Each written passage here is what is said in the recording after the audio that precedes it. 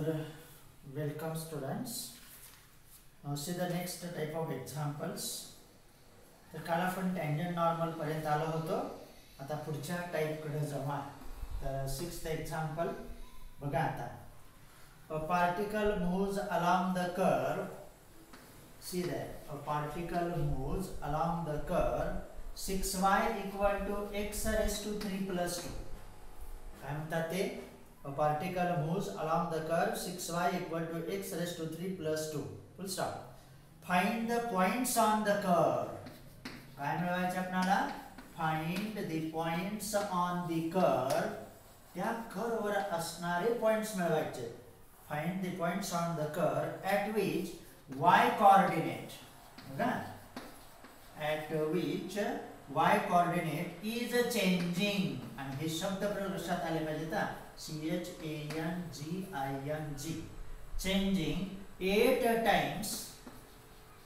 changing 8 times as fast as x coordinate, as fast as x coordinate. आणि मग आता आपल्याला तशा परिस्थितीमध्ये त्या ठिकाणी points on that curve we have to find out. म्हणजे हे दिलेले इक्वेशन ऑफ कर्व आहे आणि आपल्याला काय मिळवायचे? Find the points on the curve for which y coordinate is changing as fast as 8 times of the x coordinate. आणि आता त्याचा उपयोग कसा करायचा ते बघा. आणि मग आता आपल्याला दिलेला कर्व आहे, अगोदर त्याच्यातला चेंज तुम्हाला मिळवावा लागेल, बरोबर. मग आता या ठिकाणी तुमचं dy by dt dx by dt कोण आहे वगैरे हे लक्षात आलं पाहिजे. आणि मग let the given equation of curve be solution start झालं. मग आता आपल्याला काय पाहिजे? y मधला चेंज x च्या स्वरूपामध्ये त्या कर्व वरती आ. आणि अगोदर ह्या कर्वचा विचार करू. मग आपल्या त्या रिलेशन प्रमाणे काय आहे ते बघूया. तर differentiate both sides with respect to t. काय चेंज आहे तो टाइमच्या निगडीतच असणार. आणि मग त्या बदलानुसार आपल्याला ते पाहिजे ता. And therefore बघा therefore 6 times that dy by dt तर dx by dt नको आहे आपल्याला with respect to time ला पाहिजे as fast as म्हणजे टाइम से निगडित तो चेंज आला. 6 times that dy by dt that is equal to 3x square times. आता काय येणार? 3x square आला with respect to x आणि dx by that of the dt आणि प्लस 2 चा डेरिव्हेटिव्ह तुमचा काय आला? 0. तर असं ते मिळेल. इथं y चा डेरिव्हेटिव्ह विथ रिस्पेक्ट टू म्हणजे 6y चा with respect to y 6 with respect to dy by dt. x cube चा विथ रिस्पेक्ट टू x किती आला? 3x square with respect to t पाहिजे म्हणून dx by dt by our that composition rule. वाटल्यास याला 2 नंबरचं नाव देऊ. झालं. आणि मग आता आपल्याला असे ते चेंज आहेत x कोऑर्डिनेट आणि y कोऑर्डिनेट मधले. आणि त्यांनी काय म्हटलंय? y is changing. y मध्ये बदल कसा होतोय? change as fast as 8 times of that x. आणि म्हणजे dy झालं का?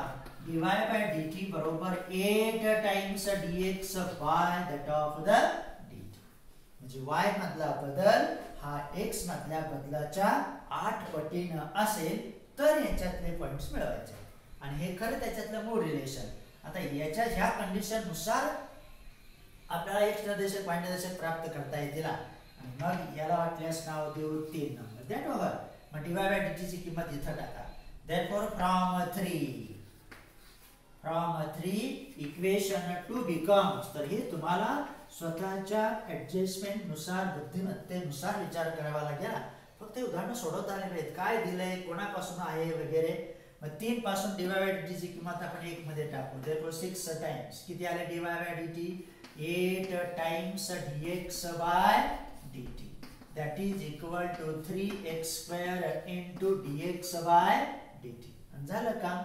therefore म्हणजे dx by dt कॅन्सल झाले. इथं राहिले तुमचे 48 equal to 3x square. बघा किती छान आलं. याचा अर्थ 16 equal to x square and therefore x equal to plus or minus 4. आणि मग आता काम झालं. x ची किंमत 4 म्हणजे x निर्देशकाला की y निर्देशक मिळवणार कोणापासून? ह्या कर्व वरचा तो पॉइंट पाहिजे. हे डेरिव्हेटिव्ह आहे, चेंज आहे with respect to time. That over. now therefore the points on the curve are from 1 आणि मग एक नंबरचा उपयोग करू for x equal to 4 6y equal to y निर्देशक मिळवायचे 4 ची किंमत आली म्हणजे किती आले तुमचे 64 plus 2 and therefore y equal to 64 66 66 by 6 that is 11 म्हणजे एक पॉइंट तुमचा कोण येणार आहे 4 11. आता दुसरा बघा वजा 4 किंमत घ्यायची आता when x equal to -4 6y equal to 6y equal to वजा 4 चा तो क्यूब आहे that is a plus 2 त्यामुळे चुकू नका काही अडचण नाही 6y equal to काय येणार आता तुमचे वजा 64 अधिक 2 म्हणजेच किती आलं y बरोबर वजा 62 भागिले 6 म्हणजेच आता फक्त 2 चा भाग जाईल -31 by 3 आणि मग बघा and therefore the required points are तर हे एक सच इथंच कापूट केले पण ते पॉइंट तुमच्या त्या कर्व वरचे आहेत आणि मग बघा therefore the required points are नाव देऊ आता P for 11 and Q -4 -31 by 3 तर असे ते उदाहरण सोडवणे आहे. तेव्हा तुम्ही थोडंसं लक्ष ठेवावंच लागेल ना कसं आपण ट्राय करतोय कोणाचं कॅन्सलेशन होतंय का होतंय वगैरे. त्यानंतर 7 बघा आता the displacement s तर एक पेजवरतीच उदाहरण आहे आता इथून पुढचे the displacement s of a particle at a time t यानी टाइम से निगडित आहे. the displacement s of a particle at a time t is given by s equal to displacement function आपण शिकलो त्यानंतर velocity function त्यानंतर acceleration function आणि शेवटी होतं jerk बरोबर. तर s equal to t cube minus हे साधे उदाहरण असतात फक्त अर्थ कळला पाहिजे बघा t cube minus 4t square minus 5 times t बरोबर. आणि मग काय विचारले बघा find the velocity and acceleration simple way find the velocity and acceleration short मध्ये देतो at t equal to 2 म्हणजे टाइम 2 दिला असताना ते मिनिट असतील सेकंड्स असतील नाही दिलं तर तसंच ठेवायचं दिलं तर युनिट लिहायचं बरोबर. आणि मग आता काही अडचण नाही आहे स्टेप बाय स्टेप चला बरोबर. Let s equal to that over t cube minus 4t square minus 5t आणि मग बघा and therefore म्हणायचं तिथं therefore velocity v equal to ds by dt equal to at any time t आले किती असणार तुमची 3t square minus 8t minus 5 ही झाली at any time t.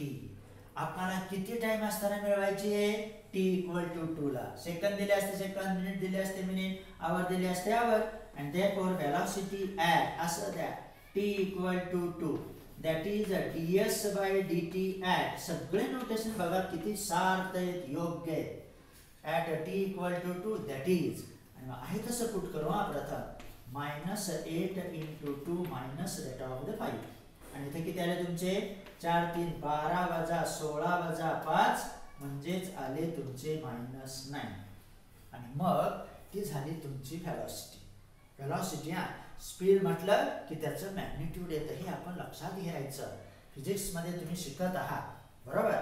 तर हे झालं तुमचं velocity 4 3 12 वजा 16 21 म्हणजे 9च राहिले बरोबर. त्यानंतर आता प्रश्न म्हटला acceleration ACCELERATION acceleration a equal to dv by dt किती छान आणि हे मिळवलंय तुम्ही मग किती आहे ते 6t minus that of the 8 that over and therefore acceleration at t equal to 2 फक्त नोटेशनला अर्थाला लक्ष ठेवायचं dv by dt at t equal to 2 that is 12 minus 8 equal to 4. तर असे हे velocity आणि acceleration साध्या अर्थानं मिळवा. त्यानंतर थोडासा बदल करतील ते हे उदाहरण सोपे असतात फक्त ते त्याचं कन्स्ट्रक्शन मात्र तुम्हाला स्वतःच्या ॲडजस्टमेंट नुसार करता आलं पाहिजे म्हणून तर उदाहरण सोडवायला पाहिजेत बघा. त्यानंतर 8th type the displacement s of a particle Same. The displacement s of a particle at a time t is given by s equal to कसं दिलंय twice t cube काय असेल ते -5t square twice t cube minus 5t square plus 4t minus 3 असं ते displacement दिले आहे. बघूया. फुल स्टॉप. फाइंड दोन गोष्टी मिळवायच्या आता. काय काय मिळवायचे बघूया. Find first the time. बघा टाइम मिळवायचा आहे. बघा टाइम दिलेला होता. Find the time when acceleration is, याचा अर्थ ते दिले त्यांनी आता. When acceleration is 14 feet per second square. तर हे ते एक्सेलरेशनचं युनिट आहे. आता ते डिस्प्लेसमेंट याचा अर्थ फीट मध्ये दिलाय. टाइम आहे तुमचा सेकंड मध्ये. आणि सेकंड दुसरं पण विचारलं त्यांनी. द वेलोसिटी अँड डिस्प्लेसमेंट दोन्ही मिळवायचे. म्हणजे एक दिले दोन्ही मिळवा. Then the velocity and displacement at that time. At that time. At that म्हणजे कधी ॲक्सेलरेशन 14 feet सेंटीमीटर स्क्वेअर होत असता, सेकंड स्क्वेअर होत असतानाच. बरोबर. त्यामुळे आपण आपल्या पद्धतीप्रमाणे चालायचं. मग एक एक नावं द्यायचे. Therefore displacement s equal to, हे सगळं तुम्ही व्यवस्थित तुमच्या भाषेत द्या. काही प्रश्न नाही. The displacement s equal to काय आहे त्याचा उपयोग करायचा. आपण ते मिळवायचे बघा.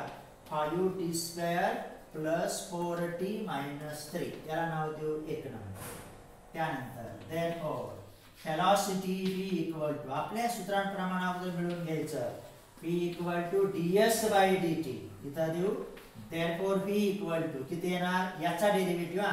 ds by dt म्हणजे 6 साधे डेरिव्हेटिव्ह असतात. 6t square minus 10t plus that 4 वजा 3 चा 0 याला नाव द्यायचं 2 नंबर. किती छान मिळतंय.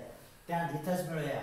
and therefore acceleration a equal to dv by dt परत त्या वेलोसिटीचा डेरिव्हेटिव्ह म्हणजे किती आले ते 12 times t minus 10 याला नाव देऊ 3 नंबर. तर असं हे displacement, velocity, acceleration about that given displacement at any time t मिळालं. कुठल्याही वेळेचं हे तिन्ही पार्ट आले. व particle which moves along the top of the straight line. आणि मग आता आपल्याला टाइम मिळवायचा आहे. टाइम आला की बरोबर सगळं काय मिळेल. त्यानंतर we have to find the time when acceleration is 14 feet per second square. याच्यावर आपण ते लक्षात येतं कोणाच्या निगडीत कुठला चेंज वगैरे आहे ते. आणि मग आता आपलं एक्सेलरेशन किती आहे म्हणायचं इथं. therefore from 3 किती आहे 12t minus 10 किती असताना टाइम मिळवायचा आहे ते 14 आलं बघा. and therefore 12t equal to 24 and therefore t equal to 2 seconds. तर हे पहिला मुद्दा तुमचा मिळाला. तर काय विचारलं होतं त्यांनी. हा झाला वेलोसिटी डिस्प्लेसमेंट, वेलोसिटी आणि टाइम किंवा acceleration at any time t. म्हणून आपल्याला आता किती असताना विचारलं होतं त्यांनी 14 feet per second square आला तुमचा टाइम 2 सेकंद आहे. आणि मग त्याची वेलोसिटी मिळू शकतो आपण. मग चालायचं लगेच. therefore from 2 बघा लगेच. आता दुसरं मिळूया लगेच. Second from 2 v equal to मग v at t equal to 2 that is equal to आहे तसं पुट करा प्रथम. -10 into 2 plus that 4 मग किती आले 6 4 24 आले वजा 20 अधिक 4 म्हणजे 24 वजा 20 4 आले 4 plus 4 8 feet per second. that is the velocity. Unit द्यायला विसरायचं नाही. एक मार्क कमी होता. 8 feet per second. एक्सेलरेशनचं कसं होता फीट पर सेकंड स्क्वेअर. कारण परत तुम्ही त्याचा डेरिव्हेटिव्ह घेता ना त्यानंतर त्याच्यातच जाता. also displacement s at t equal to 2 that is equal to आता मिळूया 2 raised to 3 minus 5 times 2 square plus 4 into 2 minus 3.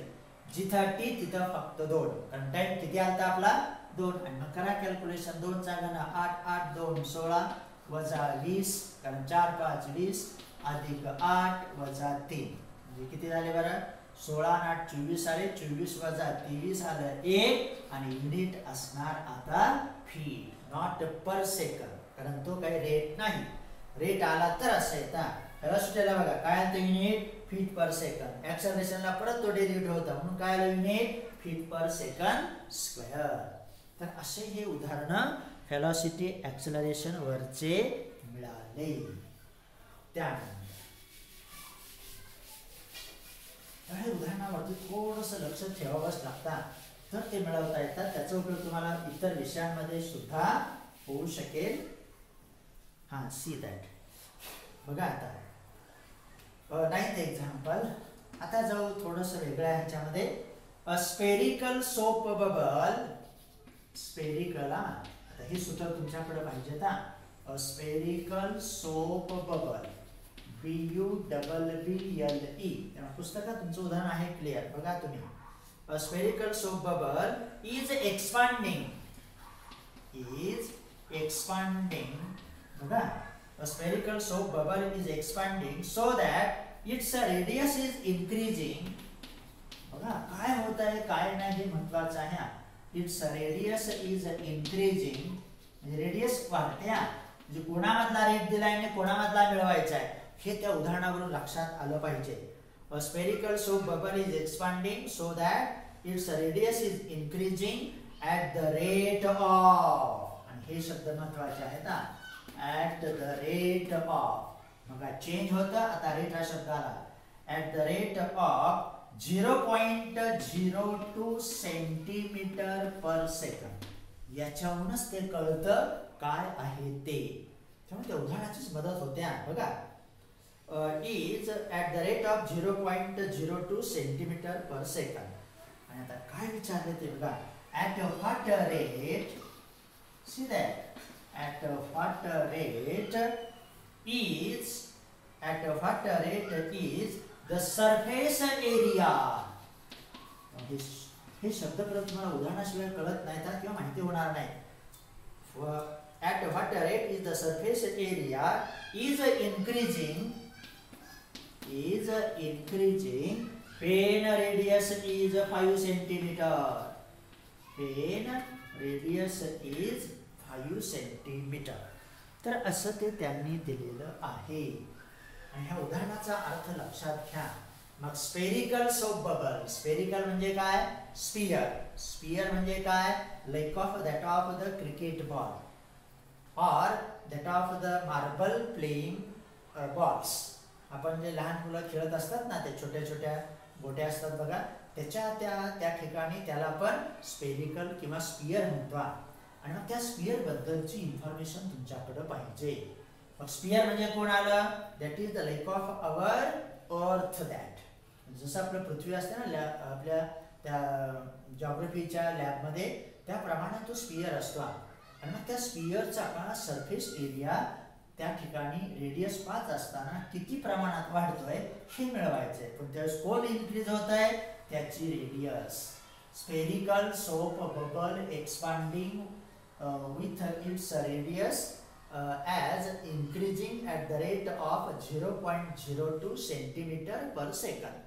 आणि मग त्यासाठी तुम्हाला त्याचं सूत्र पाहिजे. आणि मग आता त्या बघा let r be the radius of that spherical soap bubble. मग काय म्हणायचं त्या ठिकाणी small r be the radius of that the soap bubble. मग त्रिज्या कशी वाढते 0.02 सेंटीमीटर पर सेकंड. म्हणजे त्रिज्येमधला रेट कोण असणार that is dr/dt. That is the rate of change of radius with respect to time. म्हणून तर dr/dt येत. आणि हे कळलं की आपलं उदाहरण संपलं बरोबर.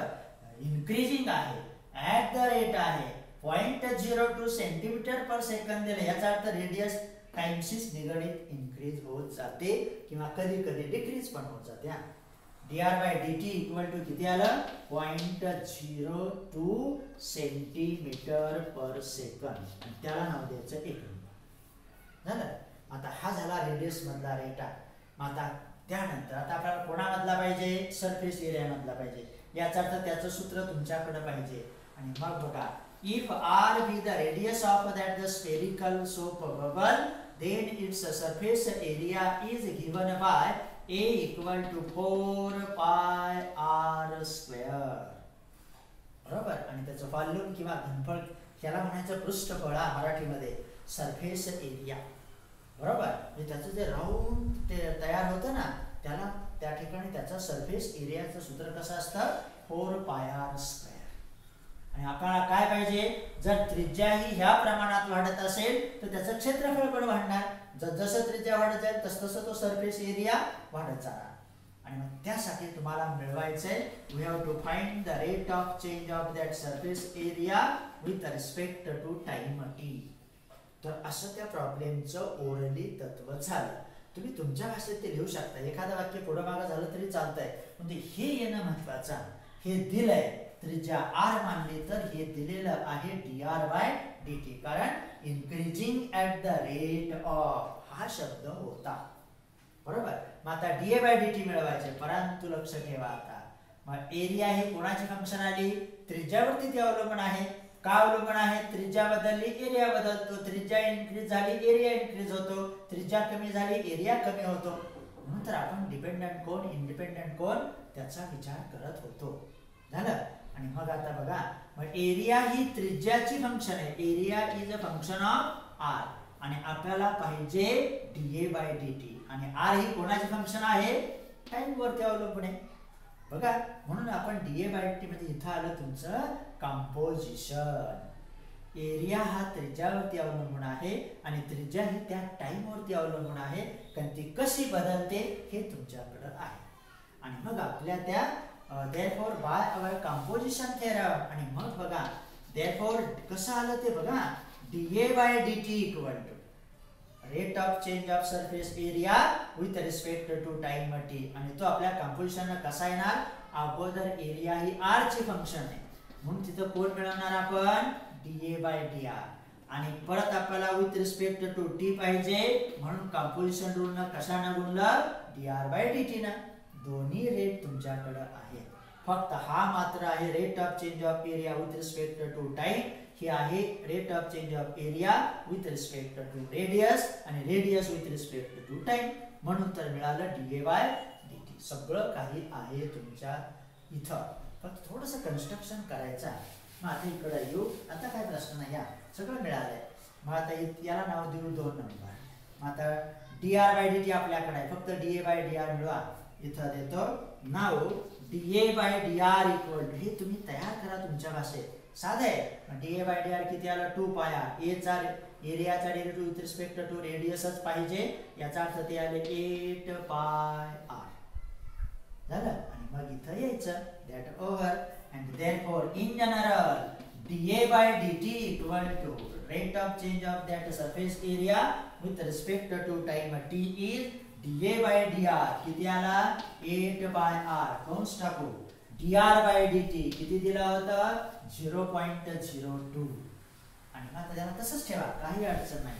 तो आपल्याला तो रेट कधी विचारलाय त्यांनी, when the radius becomes that 5 centimetre असं द्या. आणि जिथं r तिथं 5 ठेवावे लागतील. याचा अर्थ 8 pi times 5 times that 0.2.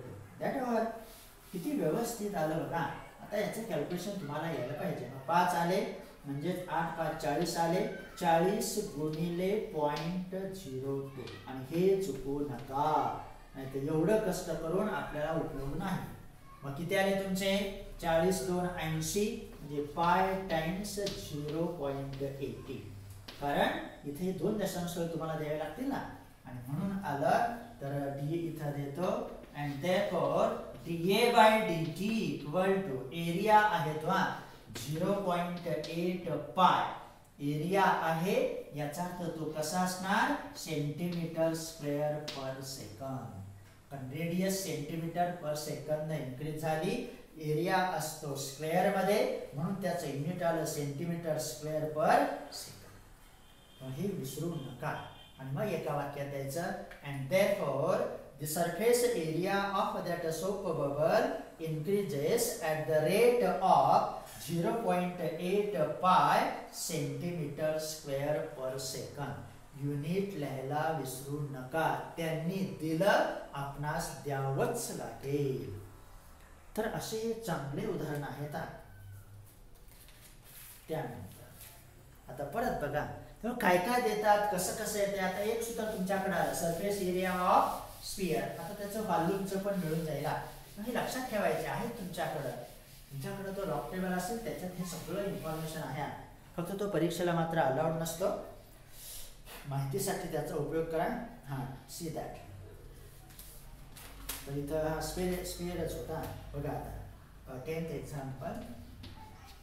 See that the surface area of a spherical balloon. आता सरफेस एरिया दिला, देऊ द्या. सगळे सूत्र आहे तुमच्याकडे. बघा the surface area of spherical म्हणजे sphere. spherical balloon BALLON. the surface area of a spherical balloon is increasing at the rate of. आता सरफेस एरिया वाढतोय. बघा surface area म्हणून centimetre square per second is increasing at the rate of 2 centimeter square per second. Full stop. At what rate? हे दिलंय काय? मग radius मधला rate दिला होता, आपण सरफेस एरिया मधला मिळवला. आता सरफेस एरिया मधला दिलाय आणि विचारलंय कोणातला बघूया. At what rate the volume of balloon increases. Volume of balloon BALLON. Balloon increases when radius of balloon is 6 centimeter. त्यावेळेस त्याची रेडियस ही काय असणार आहे? 6 सेंटीमीटर. तयार करत चलायचा, बाकी काही नाही. बघा त्या ठिकाणी फक्त तुम्हाला कन्स्ट्रक्शन आलं पाहिजे. जे जे दिलंय ते. आता जे जे काय आहे त्याचा थोडासा विचार करायचा. आपलं सूत्र जनरल तुमच्याकडे इन्फॉर्मेशन असायला हवी. मग आता बघा that see that let r be the radius of spherical balloon. हे मानायचं तिथं r माना, बरोबर. let r be the radius of that spherical balloon. झालं. दोन्ही गोष्टी तुमच्याकडे आहेत. and therefore its surface area is आताच उपयोगात आणलं. s equal to 4 pi r square and volume v equal to 4/3 pi r cube. व्हॉल्यूमचं सूत्र कसं असतं? 4/3 pi r cube आणि सरफेस एरियाचं असतं 4 pi r square, where r is the radius of that sphere किंवा spherical balloon किंवा spherical soap bubble. तर हे शब्द तिथे असतात. हे सूत्र आता तुम्हाला माहित झाले. use that way to get that of the higher studies or that of the 12th standard. झालं. आणि मग आता बघा काय काय दिलंय ते. आपल्याला कोणामधला रेट दिलाय? Surface area. कसा आहे ते? 2 सेंटीमीटर स्क्वेअर पर सेकंड. याचा अर्थ तो आहे ds/dt. Given that the surface area increases at the rate of 2 centimeter square per second. Per second दिलाय, याचा अर्थ तो आहे ds/dt. आणि हे चुकू नका. ds/dr वेगळं, ds/dt वेगळं. Rate of change of increase with respect to टाइमच असतो. जर विथ रिस्पेक्ट टू रेडियस असेल तर ते शब्दशः देतात. इतर वेळेस त्या युनिट वरून शब्दावरून आपल्याला ते आयडेंटिफाय करावंच लागतं. मग ds/dt किती दिले तुम्हाला? 2 सेंटीमीटर स्क्वेअर पर सेकंड. झालं. त्याला 1 नंबरचं नाव दिलं. मग आता आपल्याकडे ds आहे. म्हणजे आपल्याला आता व्हॉल्यूमचा रेट पाहिजे, परंतु स्फिअरचा सरफेस एरियाचा रेट दिलाय. याचा तुम्हाला व्हॉल्यूमचा रेट मिळवण्यासाठी dr/dt मागासारखं मिळवावं लागेल. म्हणजे s पासून आपण dr/dt मिळू. ds/dt आहेच तुमच्याकडे. आणि मग बघा नाव from that s equal to 4 pi r square that ds/dt equal to, बघा ds/dt equal to ds/dr into dr/dt. आणि जर आपण dr/dt मिळू शकलो आपला प्रश्न मिटला. झालं. आता ds/dt दिलेलं आहे तुमचं. हे सूत्र बघा. इथं s ही r ची फंक्शन आहे, not that of the t. तुम्हाला दिलेलं आहे म्हणून तर ते कोण कोणाची फंक्शन आहे हे लक्षात घ्या. तर ते उदाहरण मिळतात. सोपे आहेत, काही प्रश्न नाही. बघा rate of change of surface area with respect to time दिलाय. s ही r ची फंक्शन असते, मग तो ds/dt दिलाय म्हणून त्या कंपोजिशननं एस अगोदर आर ची, आर नंतर टी ची, म्हणून तर एस होते टी ची. किती व्यवस्थित आहे. आणि मग बघा ds by dt equal to 2. ds by dr आता मिळवावं लागेल. therefore ds by dr equal to, काही अडचण नाही, साधे असतात बघा. किती आलं ते 8 पाय r. चलायचं सोडत बरोबर येतं. आणि मग बघा 8 पाय r, त्याला कंस टाकू, आलं तुमचं dr by dt. म्हणजे रेडियस मधला change at any time t हा आता मिळेल आणि मग त्याचा फायदा होणार बघा. and that म्हणजे ds by dt वरून आपण dr by dt मिळवलं. बघा dr by dt दिलं होतं, ds by dt मिळवलं. तेच फंक्शन, तोच रूल, त्याच कंपोजिशन, फक्त व्यवस्थितरित्या कन्स्ट्रक्ट करत चालायचा. आणि मग बघा therefore dr by dt equal to 2 upon 8 pi r, that is 1 upon 4 pi r call 2. तर असा तो dr by dt. हा रेडियस मधला रेट किती न वाढतोय ते तुम्ही मिळवलं. कोणापासून? सरफेस एरियाच्या रेट पासून. मग रेडियस मधला रेट दिला होता, ds by dt मिळवलं. आता ds by dt दिलं होतं, dr by dt मिळवलं. सूत्र तेच बघा मगाचं उदाहरण, ds by dt equal to ds by dr into dr by dt. त्यामुळे कॉम्प्लिशनचा फायदाच होता, काही अडचण नाही बघा त्यानंतर. आणि मग आता जाऊ फॉलोअप करत. तर हा झाला dr by dt. आता काही अडचण नाही. Now we have to find the rate of change of that volume of that spherical balloon, that is dv by dt. dv by dt साठी काय सूत्र असतं? We know that dv by dt rate of change of volume with respect to time t, म्हणजे surface area जर या गतीने वाढत असेल तर व्हॉल्यूम कोणत्या गतीने वाढतंय त्याचं मिळवायचं आहे. म्हणजे सरफेस एरिया पासून आपण रेडियसचा रेट मिळवला. आता डायरेक्ट व्हॉल्यूम कडे कसं जाऊ ते बघा. therefore rate of change of that volume v with respect to time t, that is dv by dt. परंतु व्हॉल्यूम आहे r ची फंक्शन आणि रेडियस असते टाइम वरती अवलंबून, म्हणून तर येतं dv by dr into dr by dt. आणि मग आता इथं dv by dr मिळवायचं. नाउ v इक्वल टू, सोपा असतं बघा, डेरिव्हेटिव्ह एकदम सोपे असतात, फक्त ते मांडता आले पाहिजेत. आणि मग त्याचा डेरिव्हेटिव्ह किती आला? हे 3 इकडे आले, स्क्वेअर राहिले, कॅन्सल झाले, 4 पाय r स्क्वेअर. किती छान येते बघा. व्हॉल्यूमला डिफरन्शिएट केलं की सरफेस एरिया येतो. बघा सरफेस एरिया सूत्र कोण आहे? s इक्वल टू 4 पाय r स्क्वेअर. किती छान मिळते बघा. त्यामुळे हे व्हॉल्यूम वगैरे सगळं काही आला. therefore dv by dr आहे. तरी कसं काय? dv by dr equal to 4 by 3. एक मिनिट थोडंसं व्यवस्थित देतो. व्हॉल्यूम v बरोबर आहे, v equal to 4 by 3 pi r cube, and therefore dv by dr equal to 4 by 3 times pi into 3 pi r square. pi double नको, कारण 4 by 3 pi constant आले, इथे येणार तुमचे 3r स्क्वेअर. याचा अर्थ dv by dr बरोबर कोण आलं? 4 pi r स्क्वेअर. तर हा त्या व्हॉल्यूमचा डेरिव्हेटिव्ह. आणि मग आता dv by dt मिळवायला काय अडचण आहे का? आता ऍट एनी r मिळवायचं. r तुमच्याकडे दिलेलीच आहे. किती असताना मिळवायची ती आपल्याला? 6 सेंटीमीटर. आपोआप मिळेल. परंतु एवढं त्याला प्रयत्न करावा लागेल. काय दिलंय त्याच्यापासून हेच का मिळवलं? कारण इथं ते आपल्याला dr by dt पाहिजे. रेडियस दिली, dr by dt माहिती होतं, पण ते डायरेक्ट देत नाही. तर सरफेस एरिया दिला, रेडियस मधला रेट मिळवला, रेडियस मधला रेट आला की व्हॉल्यूम मधला रेट येतो. सूत्र तेच, dv by dt equal to dv by dr into dr by dt. आणि मग बघूया. and therefore dv by dt at any time t, अगोदर कुठल्याही at any radius dv by dr किती आले तुमचे? 4 पाय r स्क्वेअर. त्यानंतर dr by dt आहे बघा इथं 1 upon 4 पाय r. That over. आणि मग इथं येऊ, and therefore dv by dt equal to, किती व्यवस्थित आलं बघा. मग काहीतरी मिळतंय. तर 4 पाय r कॅन्सल झाले आणि फक्त r शिल्लक राहिले. therefore dv by dt equal to r. कारण का? 4 पाय r स्क्वेअर अपॉन 4 पाय r राहिले, and therefore dv by dt at r equal to 6. किती छान आलं बघा. r equal to 6 centimetre, that is 6 centimetre cube per second.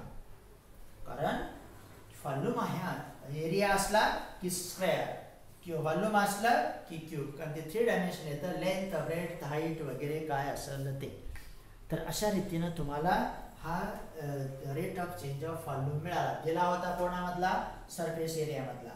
Surface एरियामधून dr बाय dt मिळवलं, dr बाय dt वरून dv बाय dt मिळवलं. कसं मिळवलं? सगळं काही तुमच्या समोर आहे. झालं? तर आज इथंच थांबू, जास्त ओव्हर नको, परत तुमचे 10-15 मिनिटं आणखी वाढतील. तर इथपर्यंत आपल्याला 2-3च उदाहरणं होतात, कारण एवढे ते उदाहरणं स्ट्रॉंग आहेतच, त्यामुळे त्याला काही पर्याय नाही. तर थांबू थोडे. एक काल जास्त वेळ झाला त्यामुळे आज तुम्हाला थोडा वेळ रिलॅक्स देतो. तर एक वाक्य द्या त्या ठिकाणी. And therefore the volume of that spherical balloon increases at the rate of 6 centimeter cube per that of the second. तर अशा रीतीनं आपणाला हे सगळे मिळाले. तुम्ही थोडंसं घरी व्यवस्थित बघत चला. आज कमी झाले जरा 36 मिनिटाचंच, पण होऊ द्या, तुम्हाला पण जास्त त्रास नको.